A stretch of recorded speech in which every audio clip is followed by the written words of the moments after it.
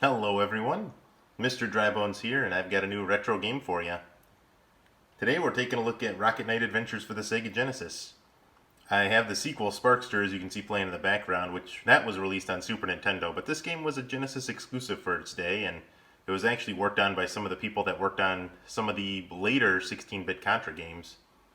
Anyway, I've had this game in my possession for a little while. Back in my college days, I actually worked at a video game pawn shop, as it were. It was a little mom and pop place.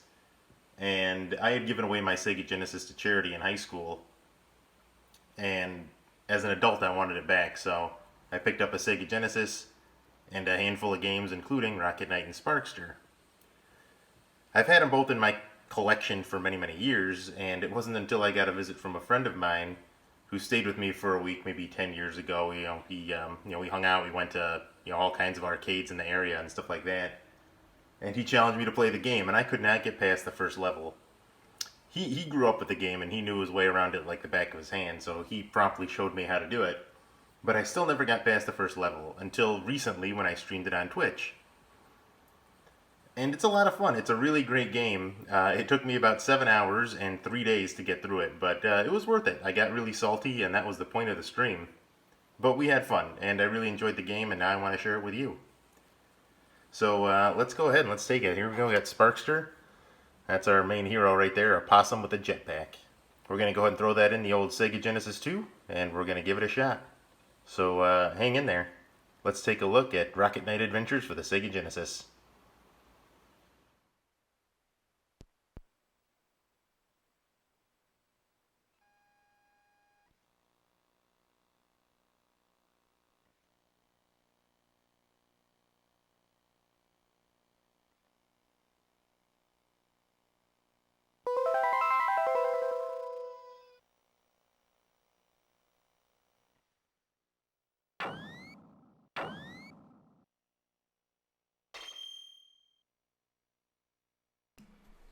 So there it is, Rocket Knight Adventures. Game goes right into the demo right away. So we'll just go ahead and start our first level. There's really no intro cutscene to speak of. They're evil pigs that have taken over Sparkster's home kingdom and kidnapped the princess, and he's determined to stop them.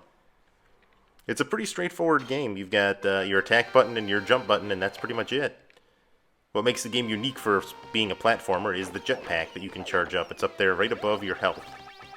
By charging it up and holding down a direction on the D-pad, Sparkster will go flying off in whatever direction you're, moving him. If you leave him prone or neutral, he'll do a spin attack in place. Which is a handy way of protecting yourself, because you might notice, when I did that spin attack, he didn't take any damage from the enemy running into him. When you hit an enemy, as long as they're flashing while you hit them, Sparkster won't take damage. He has 8 hit points, but thankfully, enemies do vary damage. Some bosses do a lot, some enemies will do very little. It never feels unfair, though, because the game, they give you plenty of health when you need it. And the checkpoints are pretty forgiving for the most part. I only had one issue with that, and that was the very end of the game. But for the rest of it, every time you enter a new screen, there's a new checkpoint. And the way they do the screens is rather unique. I feel like it's very similar to the first Sonic the Hedgehog, where each stage is broken up into 3 sections, in Act 1, 2, and 3. By moving into the next act, you've got your checkpoint, and that's where you continue from. It feels pretty fair overall. I like it quite a bit. It's a neat game. I'm glad I have this in my collection, and I'm glad I was able to play through it recently. And have some of my friends join me as I played through it. But this part right here, this boss, this mini-boss, was the one that kept me from beating the game for a very long time. I could not get past this guy for my life. Whoop. Gotta be careful here, there we go. There we go.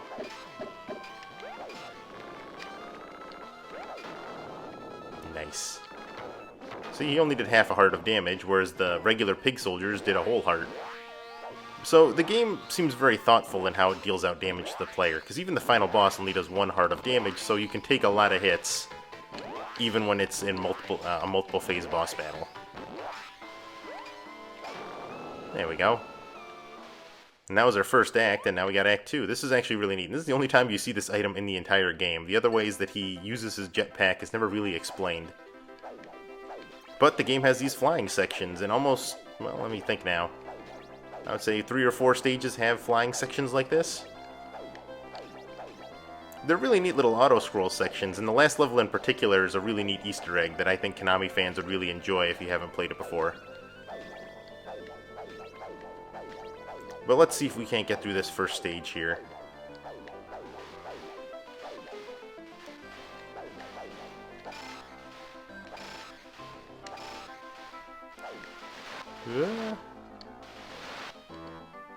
Bosses themselves are very Mega Man-esque, where they have set patterns, and if you know the patterns, you can get through relatively unscathed.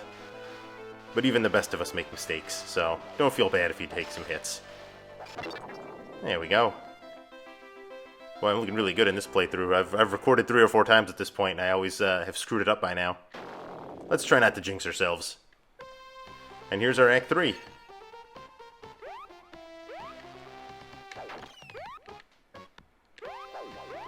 I do like the graphics on this one. I know they'll probably look a little pixelated even on the video recording. I know it's upscaled to 720 with my little card, but I can't really say how well that looks. It's going to be beauty in the eye of the beholder.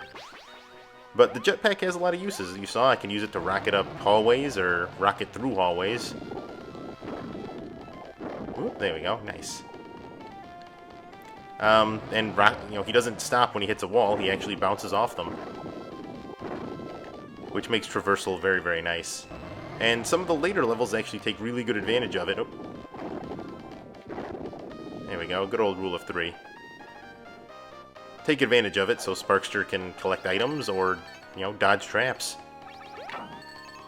The first level does a really good job of teaching you all the ins and outs of how to use the jetpack, so it's, you might die a few times, but you'll get used to everything.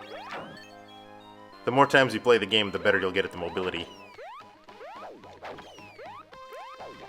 I didn't take as much advantage of it as I could, but I imagine some speedrunners out there really know how to use it. Since we're only doing the first level, I'm not terribly worried about these red gems. They don't do anything other than give you points, and the reason you want to get points is every 60,000 points you get one up. Or you might just get lucky and find one laying around like this.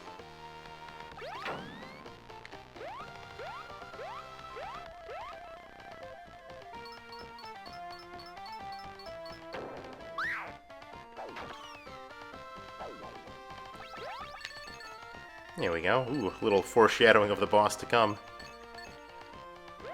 Keep your eyes peeled for bananas, too, because bananas are going to be the thing that heals you the most. Apples do 1, those do a lot. So here we go. Let's see if we can beat this guy.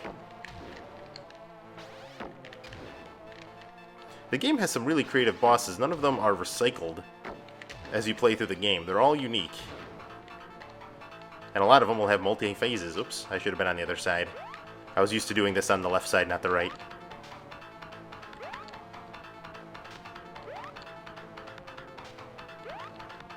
And again, it's all about finding the pattern and sticking to it. I'm a fine one to say that, because I learned that myself the hard way. There we go. Wow.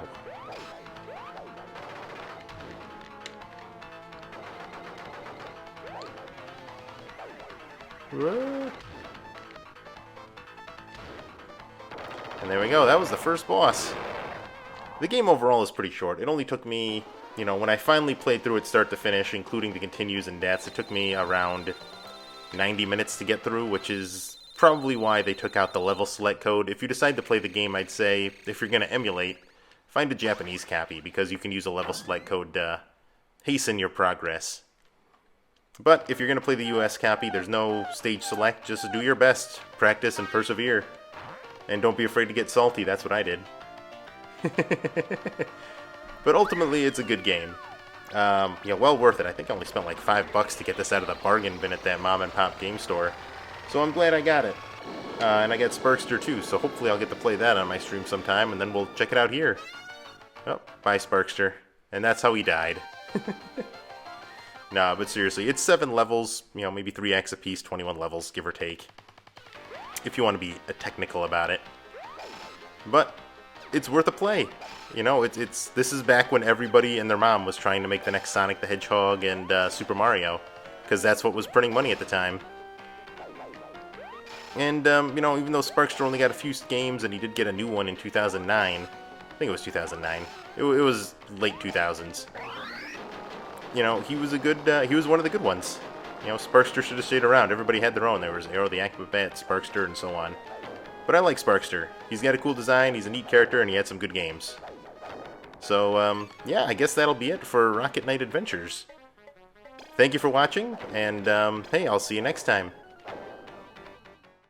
Hey, thank you very much for watching. If you enjoyed this video, be sure to leave a like, leave a comment, hit that subscribe button, and share on social media.